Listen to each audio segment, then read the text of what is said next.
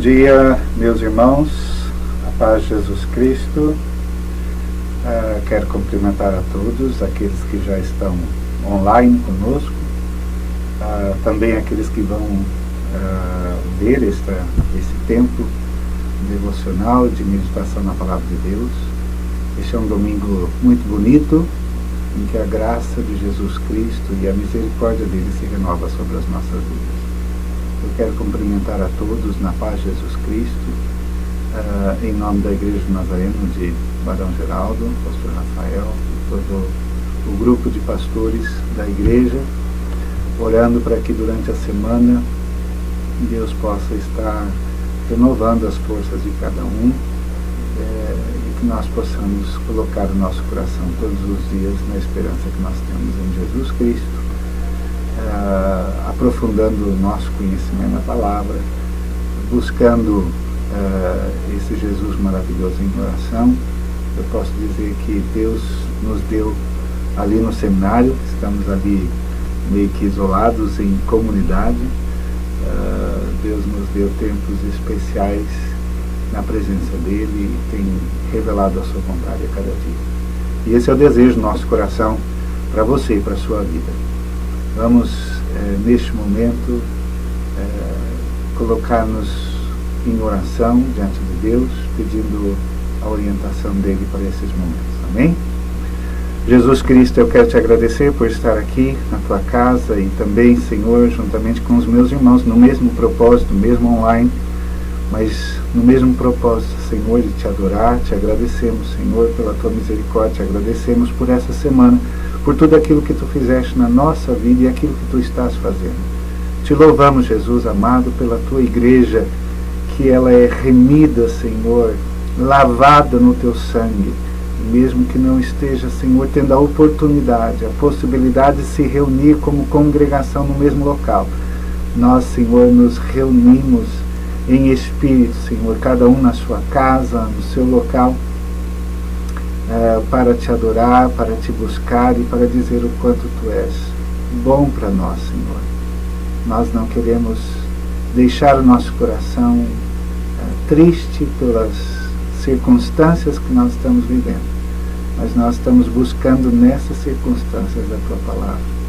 E é isso que queremos fazer nesta manhã. Lhe pedimos em nome de Cristo que essa palavra ministrada seja ministrada pelo teu Espírito Santo, Senhor, e que tu possas falar aos nossos corações. Em nome de Jesus Cristo, toma esse tempo, fala conosco aquilo que nós precisamos ouvir, Senhor. Nós damos liberdade para ti, para que tu possas, Senhor, estar falando aos nossos corações. Em nome de Cristo Jesus, eu oro e te agradeço. Amém.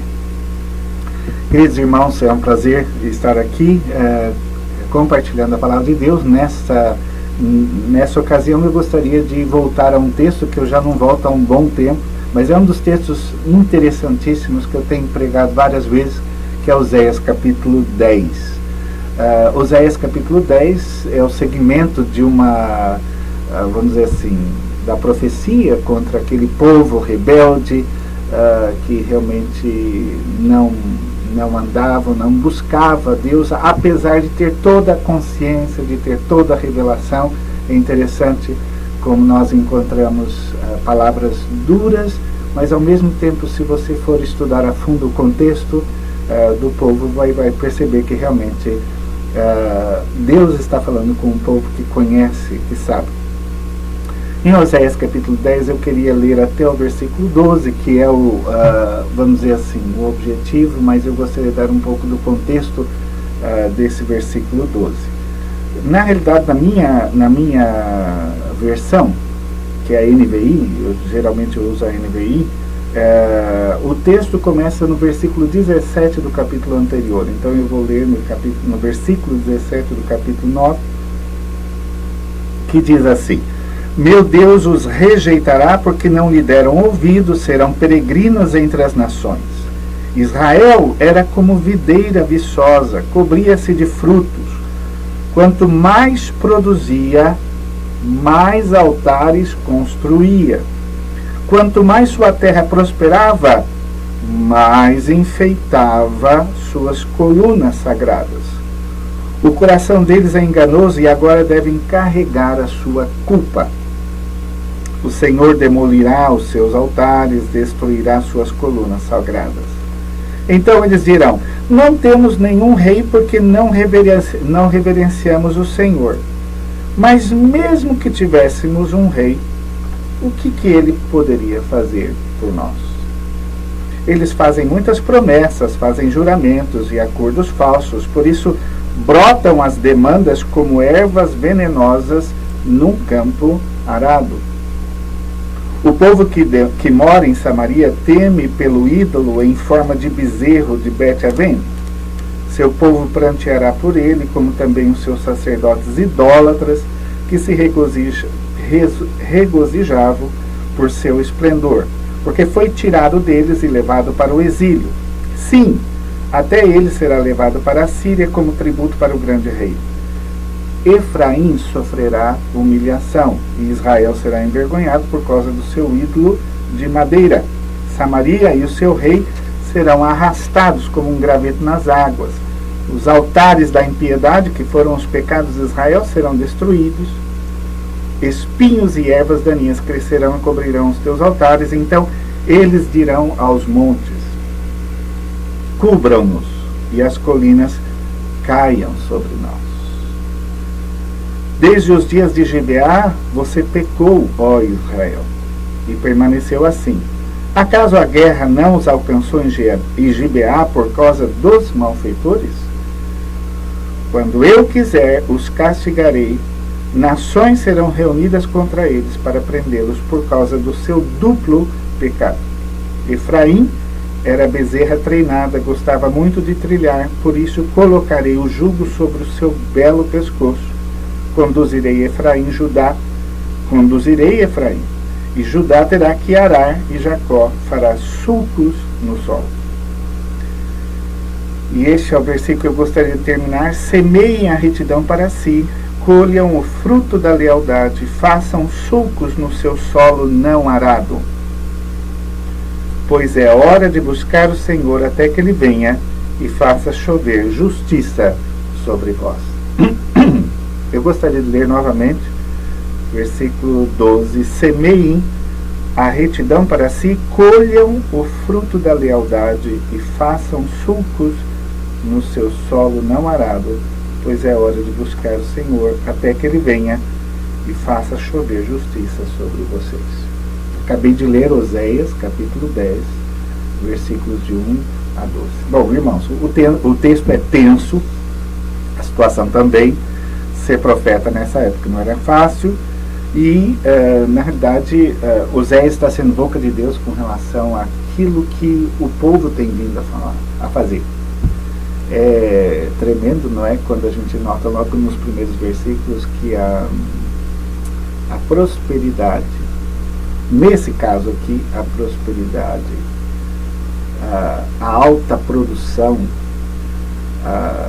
tudo isso, o bem-estar, todas as necessidades supridas, ela causa um certo distanciamento, porque vai causando um sentimento de autossuficiência. E foi no caso do povo de Israel, foi justamente isso, e o profeta vem como boca de Deus, e Deus vem dizendo: olha, vocês estão muito bem, mas vocês têm me deixado. Não é? Essa frase, quanto mais produzia, mais altares construía, é bastante significativo, demonstra realmente uma dificuldade do povo em compreender a sua própria identidade, onde eles vinham, como nação, inclusive. E uma falta de fidelidade muito grande, muito grande. Então é necessário nós percebermos que há uma falta de caráter bastante intensa deste povo para com Deus, porque Deus lhes deu tudo, uma terra da promessa, enfim. Agora, Oséias, ele é usado por Deus e Deus diz algumas coisas. Por exemplo, Israel é vide frondosa. Vide frondosa, videira frondosa, árvore frondosa, cheia de folhas. Há meses atrás, aqui na igreja de Barão Geraldo, eu preguei sobre um texto em que falava a respeito da árvore até mesmo da maldição de Jesus Cristo, porque a figueira ele queria comer figos e só tinha folhas, e do perigo de nós termos só folhas, não é? Às vezes a gente vive de hipocrisias, uma vida de aparência, e essa é a palavra de Deus para Israel nessa época: vinde frondosa, vive de aparência, dá fruto para si mesmo. É interessante que o cristianismo é a única fé que eu creio que prega muito a bênção. Tudo aquilo que Deus faz em nós é para compartilhar com os outros, né? O cristianismo não existe, a bênção não para em nós, né? Nós não somos. Então, essa é uma das acusações do próprio Deus: dá fruto para si mesmo, quando na realidade toda árvore dá fruto para outros. Ela não come os seus próprios frutos. E o cristianismo, Cristo nos ensina isso. Fala também das estátuas, não é? Aliás, existe a referência de 2 deuses aqui. Por um acaso, nessa semana, alunos de arqueologia de Israel encontraram estátuas do tempo do rei Davi, porque há uma discussão, ou havia uma discussão, de que realmente Davi nem tinha existido, enfim. Mas eles encontraram estátuas e objetos da época do rei Davi. Achei bastante interessante, inclusive estátuas de deuses mencionados na Bíblia, não é? Mais uma prova de que realmente Davi existiu, e toda a Bíblia está fundamentada em fatos históricos. Juízo. O juízo de Deus vem e ele começa a prometer juízo. Irmão, o juízo de Deus não vem assim, de uma hora para outra, sem nenhum motivo. Nós somos o resultado das nossas decisões. Eu lembro que quando comecei a estudar teologia, naquele livro antigo do Orton Wiley, existia uma frase que os autores eles utilizaram, que é: semeia-se um pensamento e colhe-se um ato. Semeia-se um ato e colhe-se um hábito. Semeia-se um hábito e colhe-se um caráter. Semeia-se um caráter e colhe-se um destino. Essa frase é bastante interessante no sentido de que nós somos resultados das escolhas, das pequenas coisas, dos pequenos hábitos que nós temos na nossa própria vida. E essas escolhas vão tomando cada vez maiores proporções ao ponto de determinar o nosso destino. Destino aqui não no sentido espiritualista ou espírita, como poderíamos dizer, mas o destino é a consequência, vamos dizer assim, o resultado das coisas que nós fazemos na nossa própria vida. Bom, enfim, depois de toda essa palavra dura, uma palavra de juízo, vem uma palavra de graça, não é? Tem muita dificuldade de entender pessoas que dizem que o Velho Testamento é o tempo da lei, o Novo Testamento é o tempo da graça. Meu Deus não é assim. Meu Deus é cheio de graça desde o Jardim do Éden. Ele é cheio de misericórdia, ele é cheio de graça, ele lida com graça e disponibiliza essa graça a todas as pessoas. E o versículo 12 é uma representação dessa graça, porque no meio de toda essa palavra de juízo existe esse versículo 12, que começa assim. Eu li numa versão, agora vou tratar de outra versão, mas basicamente o texto é o mesmo. Ele começa: semeai para vós outros em justiça. Bom, irmãos, a lei da semeadura você já deve ter sido ministrado, né? Aquilo que a gente planta, a gente colhe.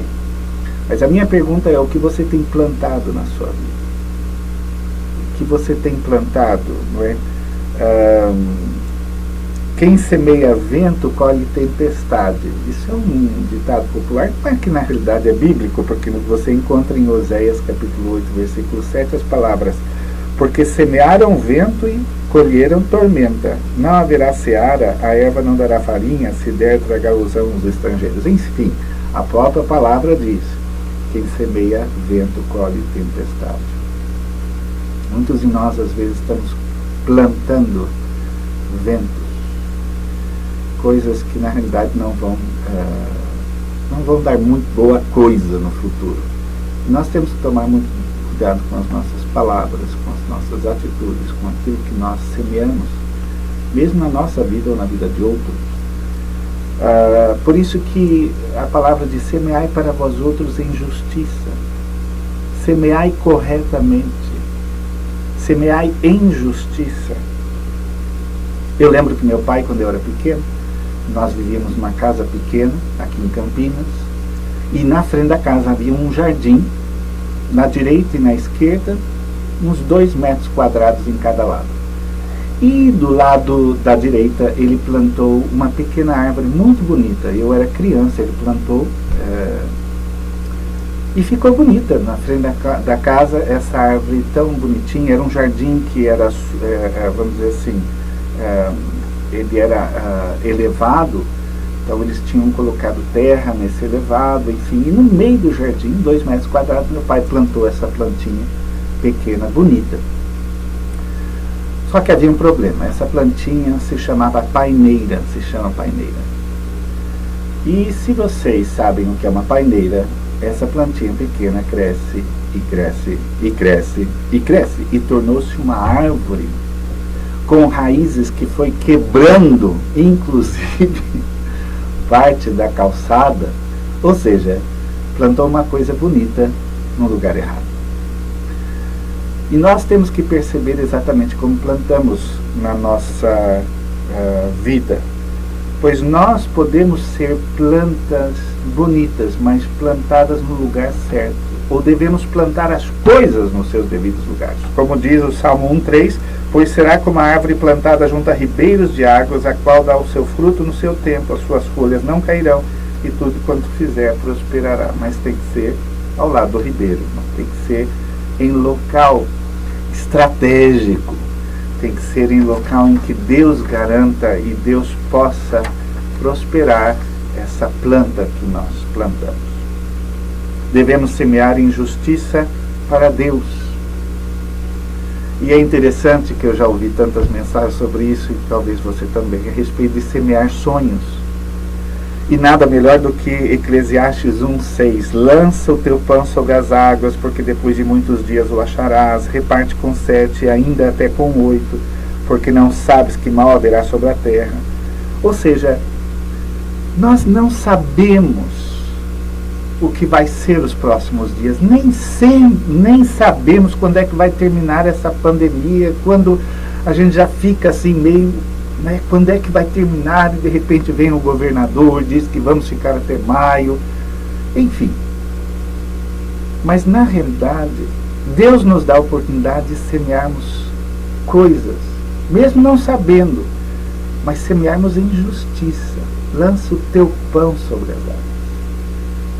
Faça aquilo que você pode, e faça em nome de Jesus Cristo, na presença de Jesus Cristo, porque tem gente que semeia errado, faz coisa errada e quer colher coisas certas, corretas.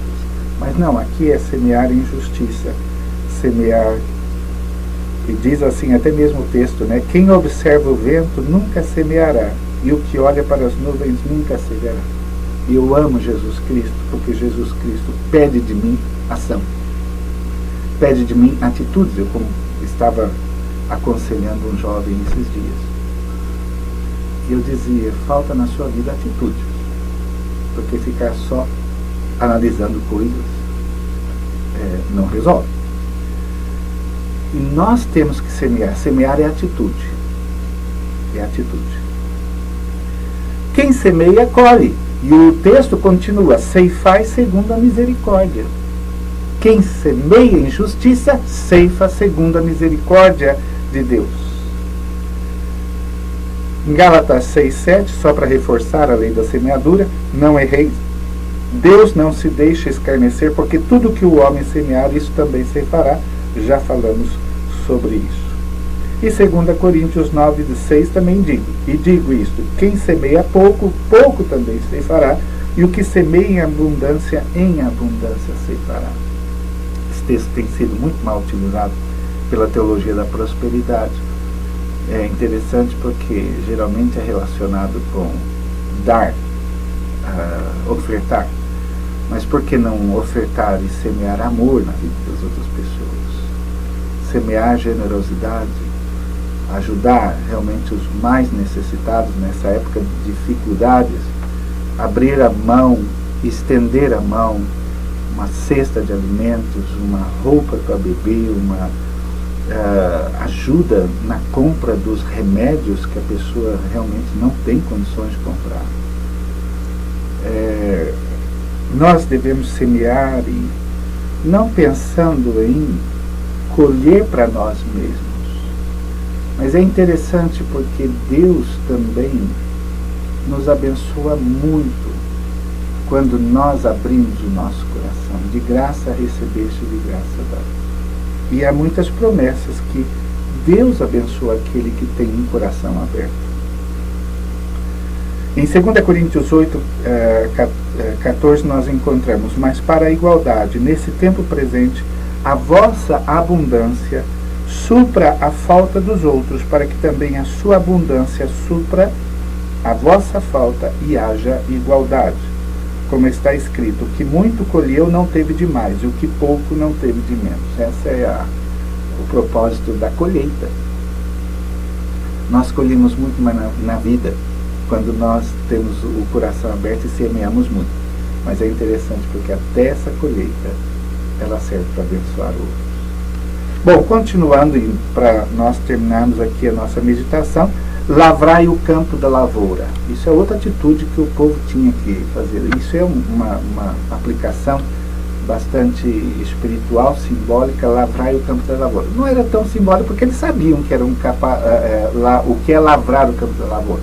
Em outra tradução diz assim: arai o campo de pousio. Irmãos, esse é um campo que não está sendo plantado nada. Ontem eu estava falando com uma irmã que está trabalhando ali no seminário, e ela dizia: pastor, temos que plantar grama aqui, mas o terreno é muito duro. Eu falei: bom, uma das soluções seria pegar a enxada e, ou seja, de fazer sulcos na terra, afofar a terra. Porque a terra seca, a terra dura, ela não dá muita coisa.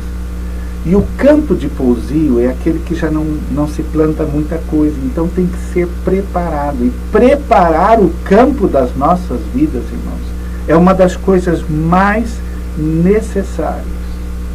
Porque muitas vezes nós não temos recebido a chuva de graça e de misericórdia, a chuva de perdão nas nossas vidas, porque nós temos recusado a perdoar outros. Esse terreno trata-se de um solo tão negligenciado e endurecido que é incapaz de acolher a semente. É um terreno que exige trabalho para ser uma terra que dê frutos. Quantos terrenos endurecidos eu tenho encontrado por aí? Pessoas que não conseguem deixar Deus agir, porque ficaram duras. Pessoas duras foram maltratadas por outros e se tornaram duras. Mas o Espírito Santo tem uma maneira tremenda, linda e maravilhosa de trabalhar o terreno duro da nossa vida, do nosso coração. Jeremias 4, de 1 a 5 diz: se voltares, ó Israel, diz o Senhor, volta para mim. Se tirares as tuas abominações de diante de mim, não andarás mais vagueando. E jurarás: vive o Senhor na verdade, no juízo e na justiça, e nele se bendirão as nações, e nele se gloriarão. Porque assim diz o Senhor aos homens de Judá e Jerusalém: preparai para vós o campo da lavoura, e não semeeis entre espinhos. Circuncidai-vos ao Senhor, consagrai-vos, e tirai os prepúcios do vosso coração, aquilo que não presta, aquilo que atrapalha no vosso coração, ó homens de Judá e habitantes de Jerusalém, para que o meu furor não venha sair como fogo e arda de modo que não haja quem o apague por causa da malícia das vossas obras. Muitos cristãos estão frustrados porque não aceitam trabalhar o campo das suas vidas, porque muitas vezes o coração está tão duro que mesmo que se semeie, não tem condições de receber o que essa semente se aprofunde e possa germinar Então é necessário tratar do terreno das nossas vidas. Como é que nós podemos fazer isso? O próprio versículo termina dizendo: porque é tempo de buscar ao Senhor. Se há um momento em que nós estamos vivendo e que pede busca a Deus, é esse. Nós precisamos buscar a Deus, buscar ao Senhor. Nenhuma obra de Deus na nossa vida começa sem que antes o busquemos de coração. É a qualidade da busca a Deus que determina a sua obra em nossas vidas. Afinal, somos nós que decidimos até quanto de nós é que queremos que seja de Deus e o quanto queremos ser abençoados por Ele. Bom, muitas pessoas querem bênção, mas não querem tratar de coisas na sua vida, no seu coração, para ter um relacionamento correto com Deus. O profeta diz: porque é tempo de buscar ao Senhor. Até quando? E ele diz: até que venha e chova a justiça sobre vós. Um dos conceitos mais profundos na vida é ser justo, é ter justiça. Não essa justiça humana, mas a justiça que vem de Deus. Deus resolveu o problema de muitos de nós quando enviou seu Filho, morreu na cruz, e Ele, justo, justificou a nós, pecadores, através da obra que Ele fez. Então, a justiça de Deus vem sobre nós e nos torna justos por causa da obra de Cristo no Calvário. Isso é uma obra profunda, é coisa linda. E o profeta queria, e também o povo, também trabalhava com um conceito de justiça. E é interessante, porque Deus é justo e Ele é capaz de impartir a sua justiça na vida dos outros. Mas como é que isso é feito? Segundo o profeta: busquem ao Senhor até que venha e chova a justiça sobre vocês. Todo esse texto é lindo a partir da perspectiva da agronomia. O irmão Wesley poderia nos ajudar mais nessa perspectiva. Mas um terreno que foi trabalhado, que foi arado, que foram tiradas as pedras, as ervas daninhas, é um terreno que está pronto para receber a chuva da justiça de Deus. Precisamos que chova perdão, restauração, libertação, prosperidade emocional, relacional nas nossas vidas.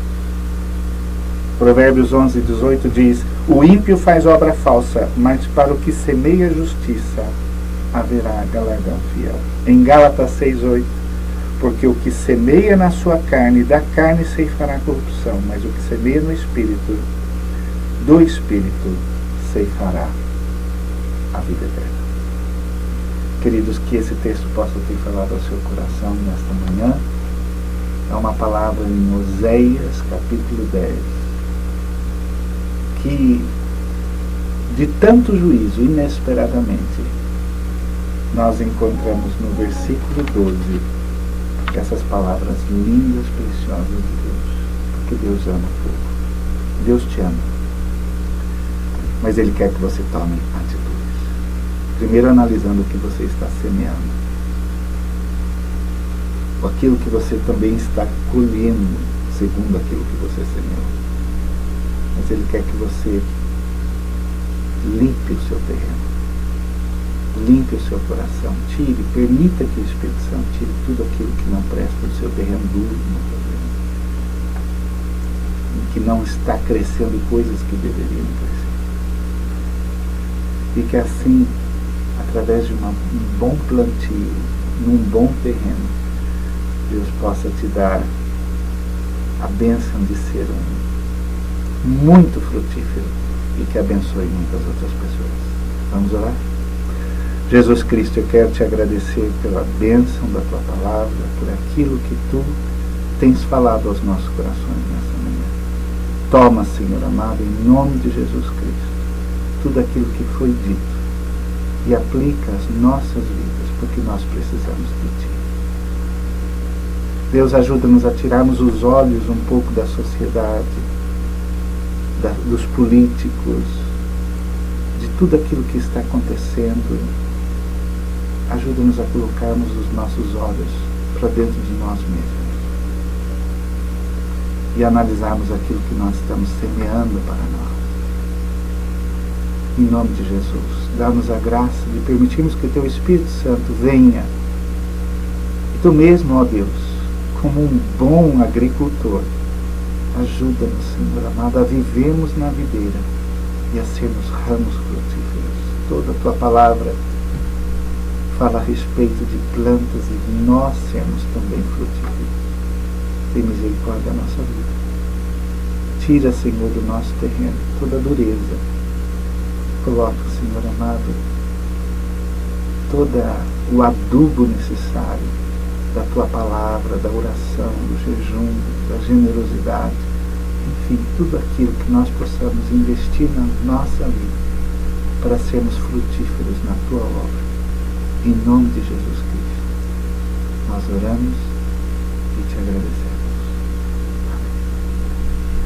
Que Deus abençoe a sua vida e continuamos hoje. Também teremos uma outra palavra que você possa ser alimentado por ela. Que Deus abençoe.